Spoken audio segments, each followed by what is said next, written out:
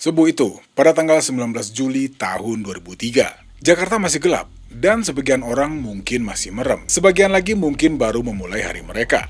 Tapi, di depan lapangan basket Gor Sasana Krida Pluit, ada yang udah gerak jauh sebelum matahari muncul. Dua orang. Bukan tukang sapu, bukan pedagang subuh, dan yang pasti bukan juga satpam yang lagi ganti shift. Mereka datang cuman buat satu tujuan, nyabut nyawa. Persis lewat dari jam 5.30, dua letusan senjata memecah kesunyian. Dua target roboh. Yang pertama ada Budi Harto Angsono, umur 60 tahun, bos besar PT Asaba. Dan yang kedua, Serda Edi Siep, pengawal pribadinya. Tapi tunggu dulu, ini bukan pengawal kaleng-kaleng. Dia anggota Satuan 81 Gultor, unit anti-teror paling elit, punyanya Kopassus. Dan dua-duanya tewas di tempat. Pelakunya ngilang gitu aja, kayak ditelan bumi. Yang jelas, ini bukan perampokan yang meleset. Ini eksekusi dingin, rapi, dan terencana. Dan ini yang paling gongnya, otak di balik semua ini adalah orang yang selama ini makan sepiring dan tinggal satu atap dengan korbannya.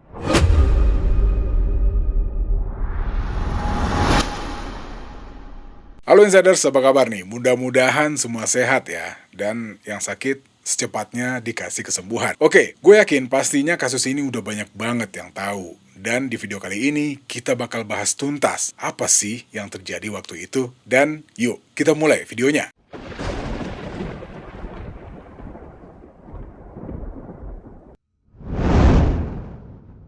Dan sebelum lanjut, kita kenalan dulu nih sama korbannya, Budi Harto Angsono.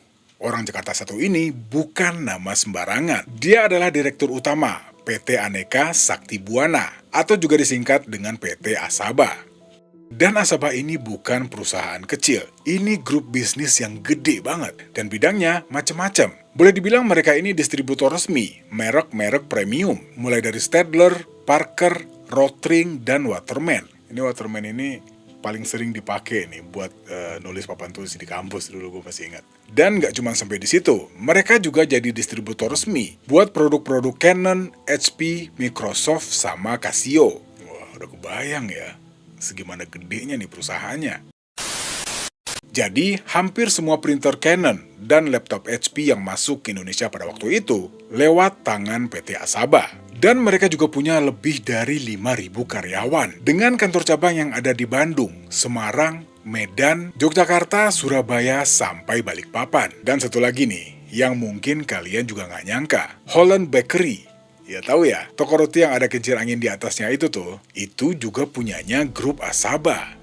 Jadi sekarang bisa dibayangin ya, orang sekelas ini wajar kalau pengawal pribadinya bukan dari orang sembarangan. Serda Edi Siep, anggota Satuan 81 Gultor, Kopassus TNI Angkatan Darat, Satuan Anti Teror Elit.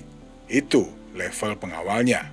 Dan Budi Harto sendiri dikenal sebagai sosok yang tegas, sangat tegas. Tapi seberapa tegas kira-kira? Ntar kalian juga bakal tahu sendirilah. Karena ketegasannya itulah yang akhirnya jadi salah satu pemicu dari semua yang terjadi pada subuh itu. Nah, sekarang kita masuk nih ke inti masalahnya. Siapa yang mau ngebunuh Budi Harto? Dan kenapa? Namanya Gunawan Santoso. Dia bukan orang luar, bukan musuh bisnis, bukan perampok, dan bukan orang yang kebetulan punya dendam. Gunawan ini menantu Budi Harto sendiri. Tapi kalau nggak punya dendam ya nggak juga sih. Yaudah kita lanjut dulu. Dan ngomong-ngomong, Gunawan adalah suami dari Elis Angsono, putri kandung Budi Harto. Dia bahkan kerja di dalam grup Asaba, megang posisi penting sebagai eksekutif. Boleh dibilang dari luar hidupnya sempurna, punya istri dari keluarga kaya raya, kerja di perusahaan mertua. Ya intinya enak lah. Tapi ternyata itu semua nggak cukup buat Gunawan. Dia ketahuan ngegelapin uang perusahaan. Dan jumlahnya juga nggak main-main. 25 miliar. Wow, ya tapi masih kecil lah ya dibanding anggaran MBG. Ups, dan ini ternyata ada yang ngelaporin dia ke polisi. Namanya Paulus Tejakusuma, Direktur Keuangan PT Asaba. Orang kepercayaannya Pak Budi Harto. Tapi sebelum itu, ini ada yang menarik nih. Sebenarnya, pas ketahuan Gunawan langsung disuruh ngundurin diri. Tapi bukannya nurut, dia malah nyerang balik. Gunawan malah ngelaporin Budi Harto ke polisi dengan tuduhan penggelapan pajak sebanyak 13 miliar. Tapi ya, itu cuma gertakan doang. Soalnya, tuduhan itu sama sekali nggak terbukti. Dan sejak saat itu, Gunawan ini istilahnya dijauhin lah sama orang-orang dekatnya Pak Budi Harto. Dan akhirnya, di tahun 2000, Gunawan divonis 2 tahun 6 bulan penjara. Intinya, Budi Harto nggak pandang bulu. Menantunya sendiri tetap diseret ke meja hijau. Dan dampaknya fatal. Gunawan diceraiin sama Elis. Dari sana dia nggak bisa ketemu sama anak-anaknya. Rumah orang tuanya disita. Karirnya habis, keluarganya berantakan, dan pastinya harga dirinya runtuh. Semua hancur dalam satu waktu. Konon katanya nih, di depan orang-orang kepercayaannya, Gunawan sempat bersumpah. Dia bilang kalau mau ngabisin Budi Harto, juga Stephen Angsono, putra Pak Budi, dan pastinya Paulus, orang yang ngelaporin dia. Cuman waktu itu banyak yang nganggep ini cuman gertakan dari orang yang frustasi. Tapi ternyata Gunawan gak lagi bercanda. Nah, sekarang sebelum kita lanjut lebih jauh lagi, kayaknya kita juga harus tahu nih, siapa sih Gunawan Santoso ini? Yuk. Gunawan Santoso, waktu kecilnya dia juga dipanggil Acin. Lahir pada tanggal 20 Oktober tahun 63 di Jakarta. Anak kedua dari pasangan Lukman dan Mulyati. Dari luar sebenarnya kehidupannya kelihatannya biasa aja. Tapi sebenarnya Acin ini bukan anak sembarangan. Dia kuliah jauh, sampai ke Amerika, di University of Houston, di Texas. Jurusan Teknik Elektro. Wah gila sih, emang pinter sih. Dan lulus di tahun 87 dengan gelar insinyur. Tukang insinyur. Nah, disinilah ceritanya mulai berputar. Karena di Amerika itulah, di tahun 89, Gunawan buat pertama kalinya ketemu sama Budi Harto. Singkatnya, setelah 2 tahun kenalan, Gunawan pun langsung masuk ke lingkaran keluarganya Budi Harto Angsono. Dan pada tanggal 5 Januari tahun 91, Gunawan resmi menikah dengan Elis, putri Budi Harto. Dan seketika hidupnya langsung berubah. Dia bukan lagi anak dari Lukman dan Mulyati yang biasa-biasa aja. Dia sekarang adalah seorang menantu dari salah satu pengusaha paling berpengaruh di Jakarta. Dan Budi Harto sendiri juga nggak pelit sama menantunya. Pada waktu itu, Gunawan langsung dikasih kepercayaan buat ngurus 7 anak perusahaan dari PT Asaba. 7. Dan sejak saat itu, pastinya uang ngalir terus nih. Dia punya villa merah di Cidahu, Sukabumi. Namanya Villa Kupu-Kupu. Luasnya juga nggak tanggung-tanggung. 25 hektar. Dan gak cuman itu. Di dalam villa ini dia juga melihara binatang-binatang buas. Mulai dari harimau, serigala, beruang, buaya, bahkan ikan piranha. Ya emang gak tanggung-tanggung sih. Bahkan katanya Dinas Kehutanan Jawa Barat sampai turun tangan. Semua hewannya disita. Dan Gunawan kena vonis 5 bulan penjara di PN Cibadak gara-gara melihara satwa liar ilegal. Tapi ya, itu cuma gangguan kecil buat dia. Karena selama jadi menantu Budi Harto, Gunawan ngerasa nggak ada yang bisa nyentuh dia. Dan mungkin itu juga yang bikin dia lupa diri. Nah, kalian masih ingat kan? Gunawan divonis 2 tahun 6 bulan penjara gara-gara kasus korupsi tadi ya. Di tanggal 27 Juni tahun 2002, Gunawan dieksekusi masuk penjara. Awalnya di LP Cipinang. Tapi karena LP Cipinang penuh, dia dipindahin ke LP Kuningan, Jawa Barat. Dan di sanalah Gunawan harus menjalani sisa hukumannya. Tapi Gunawan bukan tipe orang yang bisa diam. Pada tanggal 15 Januari tahun 2003, baru sekitar 7 bulan di dalam, Gunawan udah punya rencana. Waktu itu Gunawan pura-pura sakit, dan doi minta izin buat berobat ke luar LP. Dan ini, petugas yang jaga, percaya-percaya aja. Dan begitu keluar, ya langsung kabur lah. Ngapain lagi? Dan pastinya juga nggak bakal balik lagi. Dan polisi langsung masukin nama Gunawan ke dalam daftar buron. Waktu itu mereka sampai nyisir ke Villa Kupu-Kupu di Sukabumi. Tapi yang jelas Gunawan gak ada di sana. Terus ini, 6 hari setelah kabur dari penjara, Gunawan ini masih sempet-sempetnya ngirim surat dari Singapura. Surat ini ditujuin ke kepala LP Kuningan yang bernama Bambang Irawan. Isinya, dia minta maaf. Dia bilang dia terpaksa kabur. Karena kalau masih di Indonesia, dia bakal terus dikejar sama musuh-musuhnya. Ya, makanya jangan kebanyakan musuh loh. Dan satu hal lagi yang dia minta di dalam surat itu. Petugas yang ngawal dia berobat waktu itu, dia minta jangan dihukum. Bisa ya, buronan nulis surat ke kepala LP-nya, minta loh. Tapi, dibalik semua ketegangan yang boleh dibilang cukup santai ini, Gunawan lagi sibuk nyusun sesuatu. Dia kabur bukan buat ngumpet selamanya, tapi dia kabur buat nyiapin satu hal. Dan hal pertama yang dia lakuin setelah kabur adalah operasi plastik. Wah, ini maju juga nih pikirannya nih. Dan katanya ini juga bukan klinik sembarangan. Klinik milik Dr. Afandi yang juga buka praktek di Menteng, Jakarta. Dan apa aja nih yang diubah? Pertama, bentuk matanya, terus hidung, selanjutnya bibir. Dan pastinya setelah Gunawan keluar dari klinik itu, mukanya langsung berubah. Ya intinya mungkin cuma bisa dikenalin sama orang-orang yang emang udah kenal dia dari lama. Terus nggak cuma sampai di situ, Gunawan juga ganti nama. Mulai dari Indra Amapta, Dustin Bakri, Kevin Martin, dan yang jelas dia juga harus gonta-ganti KTP dengan biaya cuma Rp100.000 per KTP. Gue waktu itu sampai 700.000 loh. Terus KTP-nya juga nggak nyampe-nyampe.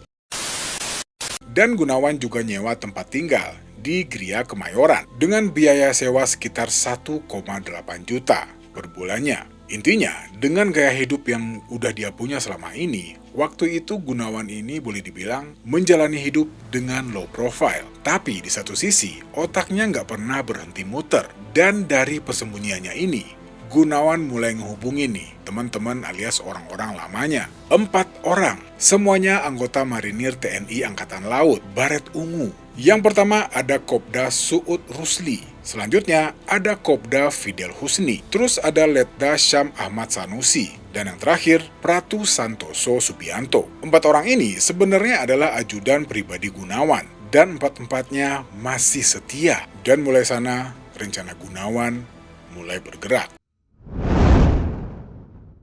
Oke, kita udah tahu ya, dari sana Gunawan udah punya wajah baru, dan juga udah punya identitas yang baru. Udah punya 4 orang kepercayaan yang siap buat bergerak. Dan sekarang, tinggal eksekusi. Dan target pertamanya bukan Budi Harto, tapi Paulus Tejakusuma, sang direktur keuangan PT Asaba. Di mata Gunawan, Paulus adalah akar dari semua masalahnya.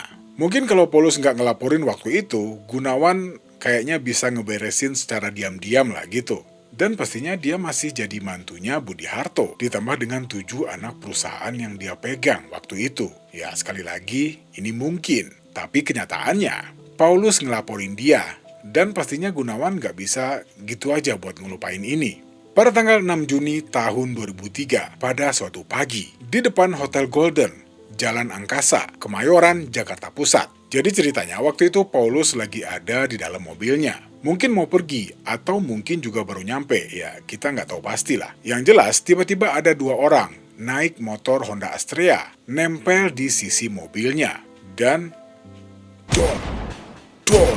Ini orang-orang ini gampang banget ya nembak sana-sini. 2 peluru bersarang di tubuh Paulus, di leher sama dada. Dan Paulus pun roboh. Pelakunya langsung kabur. Tapi ini, Paulus masih bisa bertahan. Dia selamat dan langsung dilariin ke rumah sakit luar negeri. Dan di satu sisi, Gunawan gagal. Tapi dia nggak nyerah. Kalau Paulus nggak bisa dihabisin, masih ada nama lain di dalam daftarnya. Nama yang paling atas, Budi Harto Angsono. Singkatnya, 6 minggu setelah Paulus pulang dan selamat, Gunawan ini udah nggak mau main-main lagi nih. Dan kali ini targetnya langsung Pak Budi Harto Angsono. Singkatnya lagi, pada tanggal 19 Juni tahun 2003, pada sebuah subuh, di sekitaran pukul 5.30 waktu Indonesia Barat, Budi Harto keluar dari Mercedes-Benz S600-nya di depan lapangan basket, gelanggang olahraga Sasana Krida, Pluit, Jakarta Utara. Mungkin dia rutin olahraga pagi di sini, dan mungkin juga ini bagian dari rutinitas hariannya. Yang jelas dia nggak tahu kalau pagi itu udah ada yang menunggu. Serda Edi Siep ada di sampingnya, pengawal pribadi yang harusnya bisa ngejaga Budi Harto dari segala ancaman. Tapi pagi itu, bahkan Edi Siep pun nggak bisa berbuat apa-apa. Tembakannya datang cepet banget dan tepat sasaran. Budi Harto roboh dan Edi Siep pun juga roboh. Keduanya tewas di tempat. Gak ada yang selamat. Gak ada saksi yang sempat bereaksi. Dan pelaku ngilang di kegelapan subuh. Rapi, terencana. Tapi ini yang jelas, ini adalah kerjaan yang berbahaya. Dan pastinya bukan kerjaan biasa. Ini adalah kerjaan yang bakal ngubah hidup siapapun yang terlibat di dalamnya. Dan buat kasus ini, kalau ketahuan, karir militer mereka dipastiin tamat, nyawa pun bisa melayang.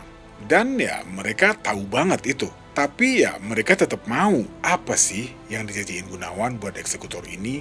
Dan seberapa besar duit yang mereka terima? Mau tahu nggak berapa harga 2 nyawa manusia buat Gunawan Santoso? 4 juta. Dan itu total buat semua eksekutornya. Dan waktu ditanya soal ini, dengan santainya Gunawan bilang, ini bukan bayaran, itu harga pertemanan. Waktu itu Jakarta geger. Seorang pengusaha besar tewas ditembak. Dan pengawalnya, anggota Kopassus TNI Angkatan Darat, juga ikut tewas. Dan ini pastinya langsung bikin suasana makin panas. Karena korbannya dari Kopassus TNI Angkatan Darat. Sementara pelakunya marinir, Angkatan Laut. 2 korps militer elit yang berbeda. Polisi langsung bergerak. Let's go!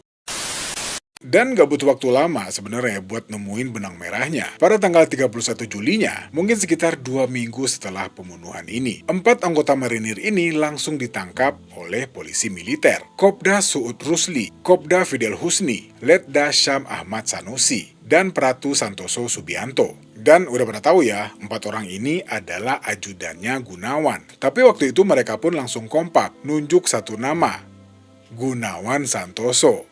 Nah, sekarang kita bahas sedikit nih. Siapa sebenarnya Suud dan Syam ini? Soalnya mereka ini bukan marinir biasa. Suud Rusli, Kopral 2 dari Batalion Intai Amfibi, Yon Taifib. Satuan elit di dalam korps marinir berbaret ungu. Isinya prajurit-prajurit pilihan dengan kemampuan tempur di atas rata-rata. Terlatih buat operasi intai, infiltrasi, dan pertempuran jarak dekat. Intinya orang-orang yang dilatih buat nggak kelihatan dan nggak boleh gagal. Selanjutnya ada Syam Ahmad Sanusi, Letnan 2. Jabatan terakhirnya Komandan Intai para Amfibi. Satuan yang sama dengan Suud, bahkan lebih senior. 2 orang ini bukan cuma tentara biasa yang disewa Gunawan di jalanan. Mereka udah kenal Gunawan dari tahun 98. 5 tahun sebelum pembunuhan itu terjadi. Dan selama waktu ini, Gunawan sering ngasih mereka uang. Ya, intinya bangun ikatan, jaga loyalitas. Ya, layaknya para petinggi di negara nunjuk di sana lah.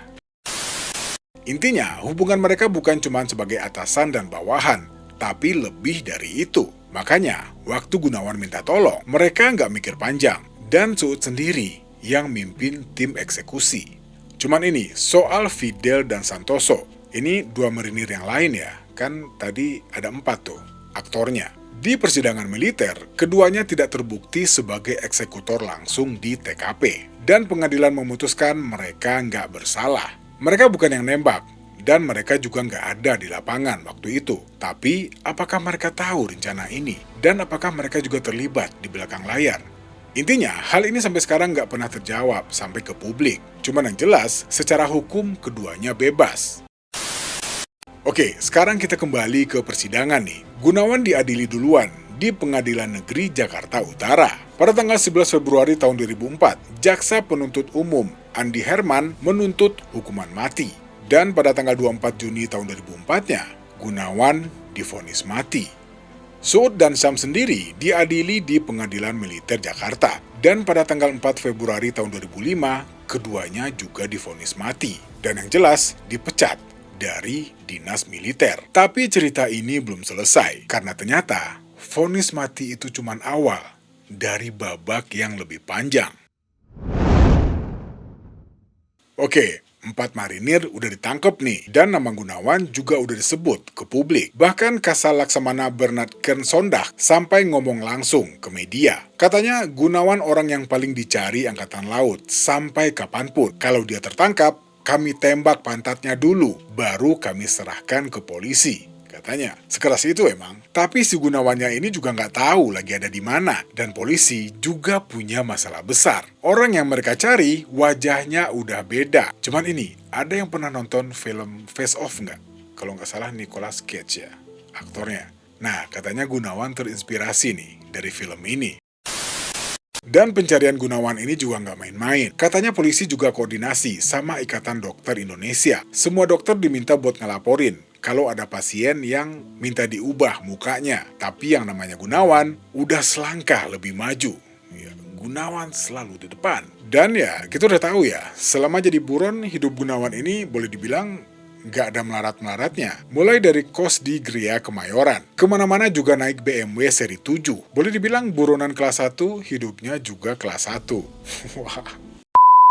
Selama 9 bulan polisi nyari-nyari. Dan selama 9 bulan itu juga, Gunawan hidup enak di balik wajah barunya. Tapi ternyata ada yang nggak bisa diubah. Tai lalat di pinggul kirinya. Dan ini, ada satu orang yang tahu banget kebiasaan dan detail tubuh Gunawan. Siapa lagi kalau bukan sang mantan istri, Elis.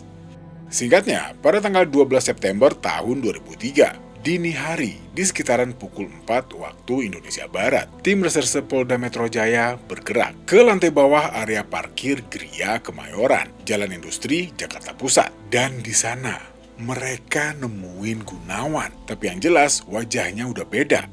Namanya juga beda, tapi itu tadi, ada yang nggak bisa diubah dari Gunawan.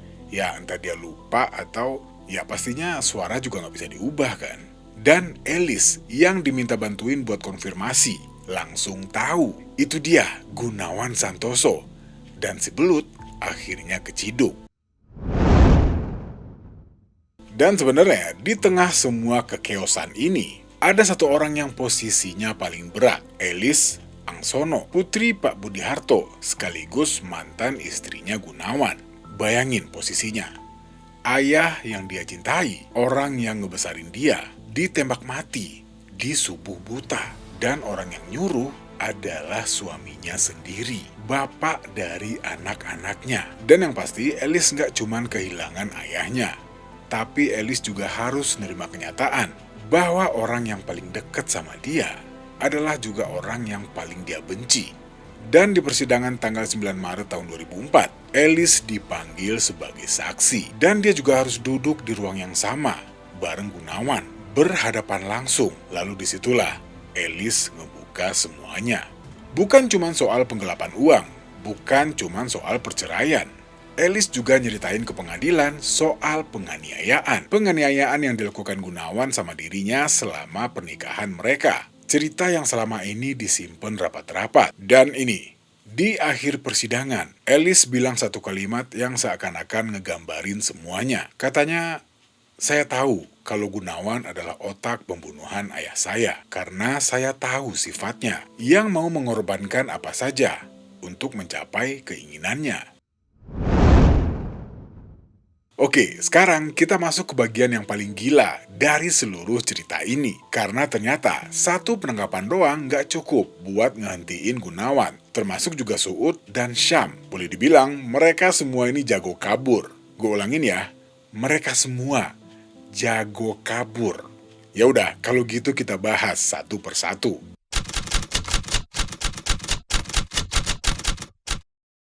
Nah, ini udah kita bahas ya di awal. Waktu itu kan Gunawan pura-pura sakit. Terus minta izin keluar dari LP Kuningan. Nggak taunya nggak balik-balik lagi. Sempet bikin surat dari Singapura, terus malah minta maaf dengan santainya.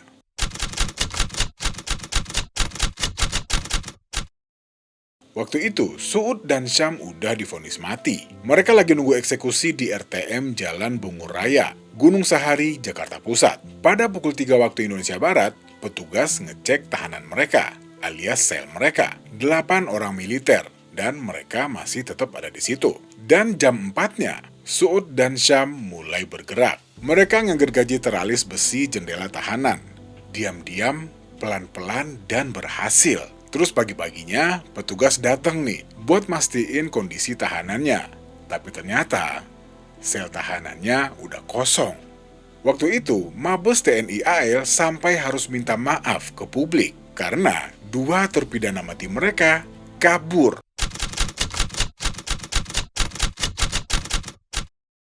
Tapi ternyata Suud kalah top dari Syam buat urusan kabur-kaburan ini. Kurang dari sebulan setelah melarikan diri, dia ketangkep di Sumber Sari Malang, Jawa Timur. Tapi pastinya nggak gampang, butuh 2 peluru buat ngelumpuhin dia. 1 nembus paha dan 1 lagi nembus betis kanannya. Dan barulah setelah itu Suud diciduk.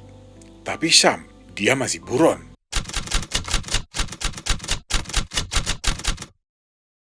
Tapi tunggu dulu nih, kita mundur dulu dikit, karena Gunawan juga nggak kalah nekat. Pada tanggal 30 Maret tahun 2004, Gunawan lagi dibawa dari Rutan Salemba ke Pengadilan Negeri Jakarta Utara. Dan ini udah kayak film banget nih. Di tengah kemacetan Johar Baru, Gunawan tiba-tiba ngerampas pistol Baretta dari petugas yang ngawal dia. Ceritanya dia mau loncat dari mobil, tapi sayangnya gagal. Dan ini nggak tahu kocak atau gimana nih. Pistol yang dia rampas, nggak taunya meletus dan malah nembak dirinya sendiri. Di pinggang lagi. Dan dari tangannya disita 1 pistol Baretta, 4 peluru, 3 borgol, 1 HP dan uang tunai sebesar 35 juta lebih. Dan ternyata ini udah dia siapin jauh-jauh hari. Tapi sayangnya ya gagal.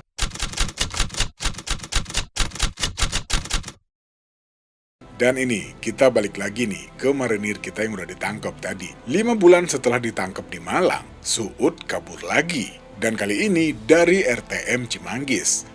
Ntar dulu, gue kayak pengen ketawa, cuman gimana ya? sorry.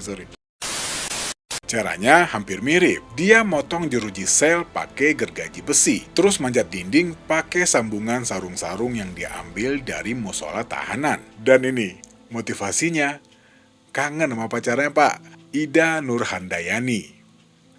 Dan ini beneran, Suud kabur dari penjara karena pengen ketemu sama pacarnya. Gila, kayak pergi dari mana aja gitu. Terus ini, gongnya. Mereka ketemu memang, bahkan mereka sampai nikah siri di tengah pelarian Suud. Tapi ya, sayangnya nggak lama. Pada tanggal 23 November tahun 2005, Suud ketangkep lagi di sebuah gubuk di tengah sawah, Kampung Saradan, Subang. Dan waktu itu, dia lagi tidur pules bareng Teh Ida.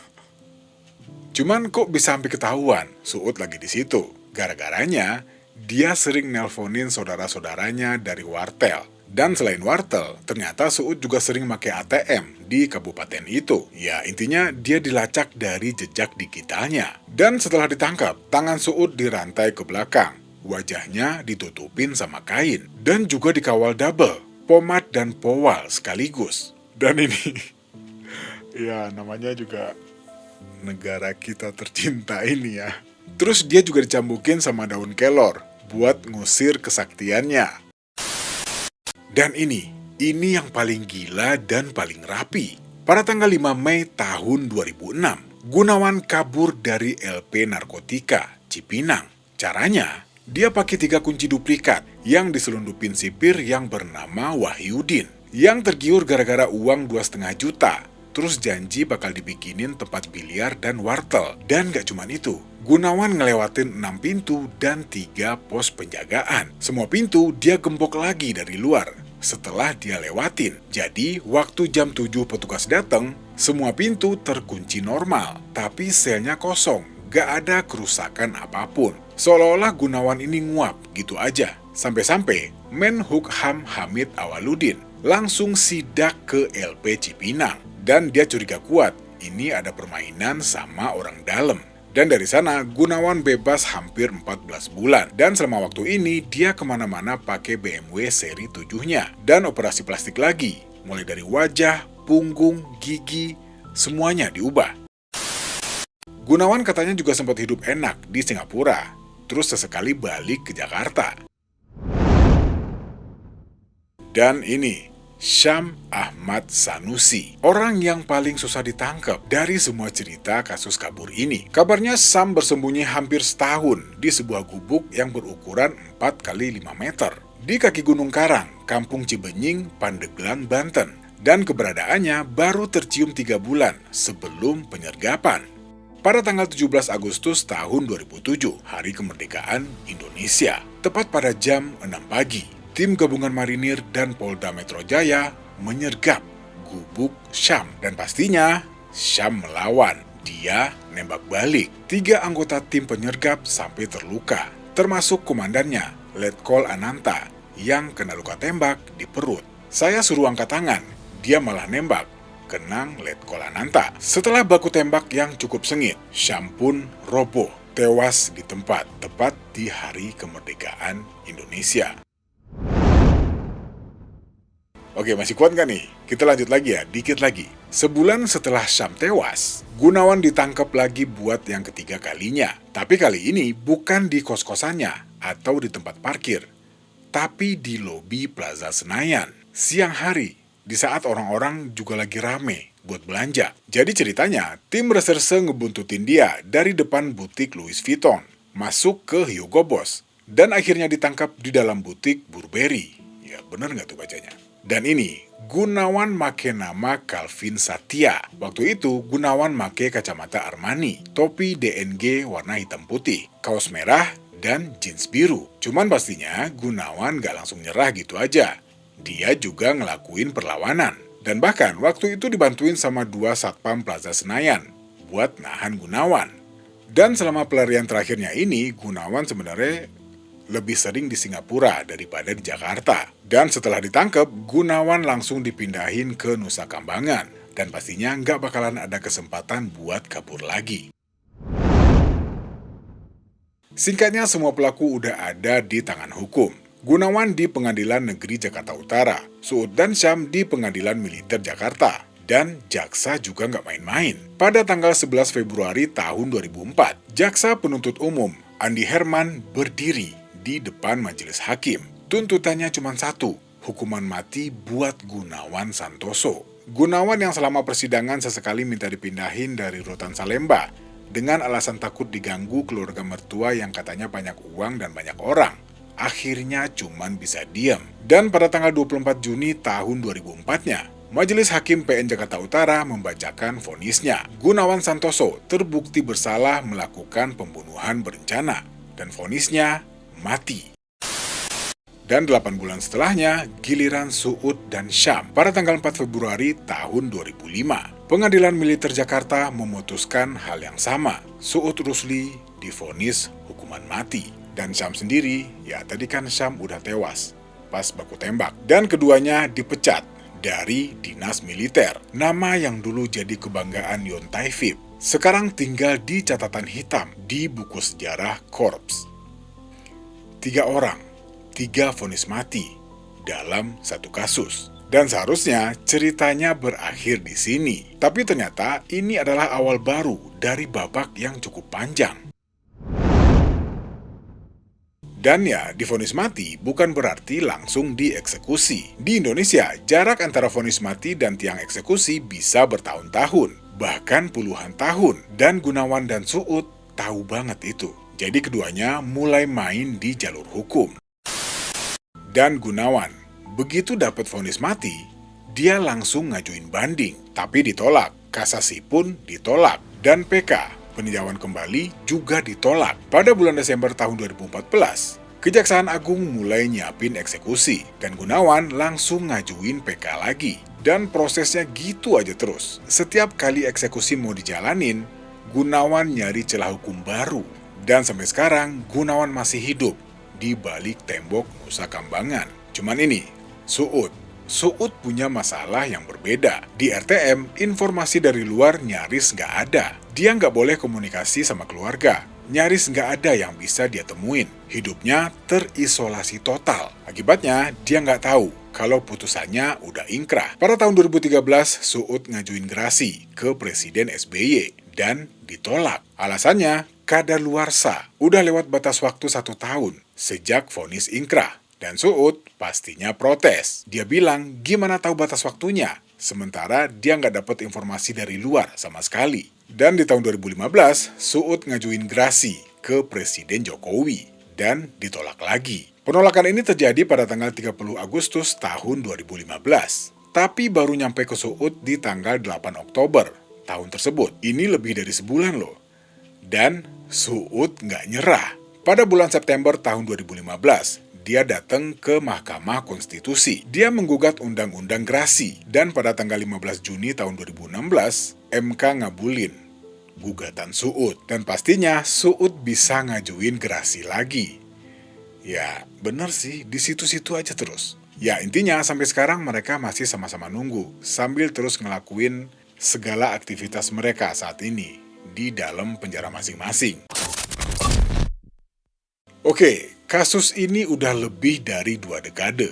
Pak Budiarto tewas di tahun 2003, dan 2 tahun kemudian vonisnya keluar. Tapi sampai hari ini, Gunawan masih hidup di Nusa Kambangan, dan Suud masih di lapas Surabaya, dan eksekusinya entah kapan. Cuman ini nih yang jadi bahan pemikiran. Sistem penjara kita ditembus berkali-kali. Mulai dari jeruji yang digergaji, kunci duplikat yang diselundupin, sampai ya kegiatan Gunawan setelah dia kabur waktu itu. Intinya ini masih jadi PR di negara kita. Selain PR-PR yang masih ada sampai sekarang. Mikirinnya aja udah pusing gitu. Oke lah, biar nggak makin lama nih video, gue udahin aja sampai di sini. Dan kalau gitu, gue pamit. Assalamualaikum.